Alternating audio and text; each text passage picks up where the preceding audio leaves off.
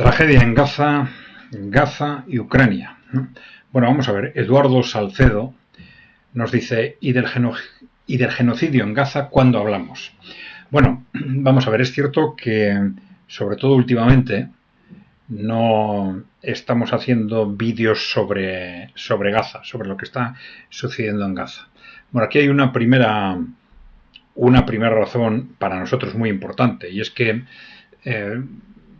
nosotros, yo mismo, intentamos no hacer vídeos por hacer, intentamos siempre, dentro de lo posible, aportar información o perspectivas distintas de las habituales en los medios de comunicación. Y claro, aquí sí hay que decir que la posición de nuestros medios de comunicación, de los medios de comunicación oficiales, ¿no?, es radicalmente distinta en cuanto al conflicto en Ucrania y en cuanto al conflicto en Gaza, ¿no? Cuanto al conflicto en Gaza, es una perspectiva mucho más cercana a la realidad. Es decir, se transmite mucho más, pues, lo que realmente está pasando, etcétera. Las posiciones no son demasiado complacientes con el gobierno de Israel.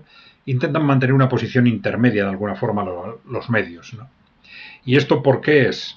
Porque muy probablemente porque, claro, el conflicto entre Israel y los palestinos viene de muy lejos.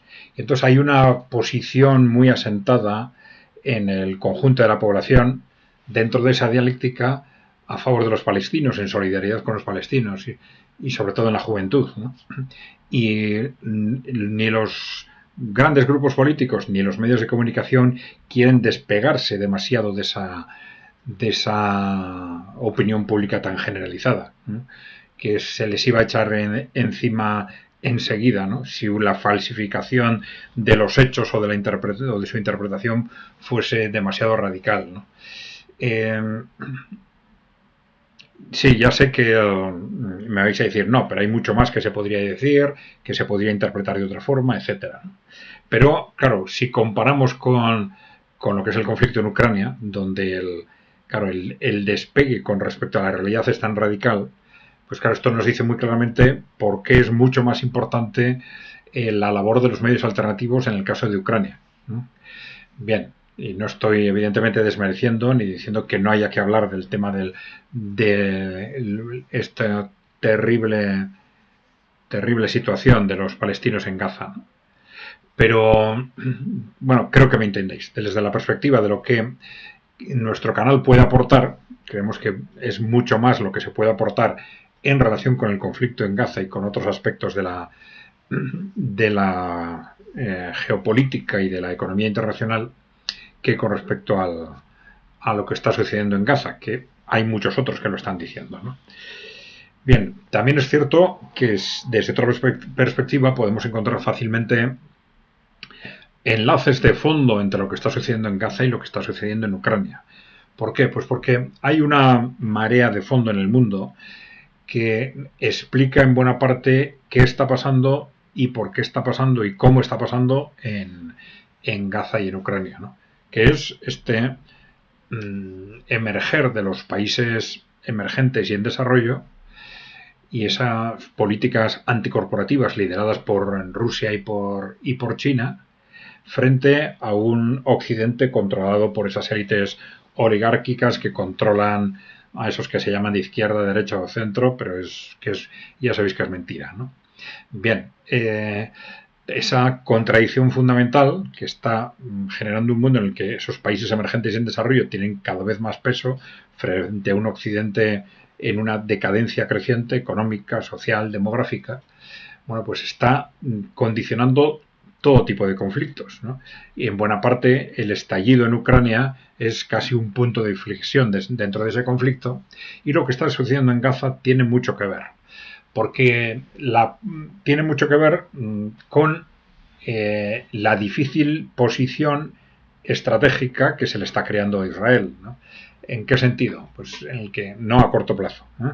En el sentido de que a medio y largo plazo no hay que olvidar que las políticas de Israel, esas políticas expansionistas de Israel, se han apoyado desde hace muchas décadas en la hegemonía de Estados Unidos. Es decir, Israel no hubiera podido desarrollar esas políticas sin ese apoyo total, bueno, de Occidente y sobre todo de Estados Unidos, ¿no? Económico, militar, político, etcétera, ¿no? Bien, pero ¿qué ocurre? Que claro, con ese cambio de la composición del mundo, ese Estados Unidos, que era la potencia hegemónica mundial, empieza a dejar de serlo. Ahora ya tiene que compartir su poder con otras fuerzas emergentes, ¿no? Y esto significa un enorme, el mayor peligro estratégico para Israel es este, que a medio o largo plazo se van a encontrar con un mundo en el que, digamos, el país que les protegía a ellos ya no es seguramente el amo del mundo. Y esto quiere decir que esas políticas también tienen los días contados. Y esto es la razón de esa histeria, vamos a decir, de los últimos, no solo del gobierno de Netanyahu, de los últimos gobiernos de Israel, que se están, bueno, frente a esa situación tenían dos opciones, nosotros siempre lo decimos, ¿no? Una opción que es, bueno, pues cuanto antes tranquilizar la situación y empezar a entablar un diálogo de otro tipo con el mundo musulmán y con los palestinos en particular, ¿no? Un diálogo basado en el respeto mutuo, etcétera, ¿no? ¿Y la otra estrategia cuál es? Pues romper la baraja, escalada, intentar un conflicto regional, que es en lo que los últimos gobiernos de Israel llevan empeñados pues de forma continuada, ¿no? Entonces vemos cómo la perspectiva de futuro de los palestinos cambia radicalmente como consecuencia de ese avance hacia un mundo multipolar. El largo plazo está a favor de ellos, ¿no? Esta es una cuestión clave. Pero esto es también lo que hace que en la otra parte intenten cuanto antes modificar la situación, pues a través de limpiezas étnicas como en Gaza, invasiones como en Siria, para que crear, según ellos piensan una situación de hecho tal en el camino hacia ese gran Israel, pues que aunque haya un cambio geopolítico, esto sea cada vez más difícil de dar la vuelta a ese, digamos, gran Israel o gran Israel en camino que puede haberse creado para ese momento, ¿no? Bien, dejarnos preguntas o comentarios y no os olvidéis de darle a la tecla de suscribirse si no estáis suscritos. Un saludo.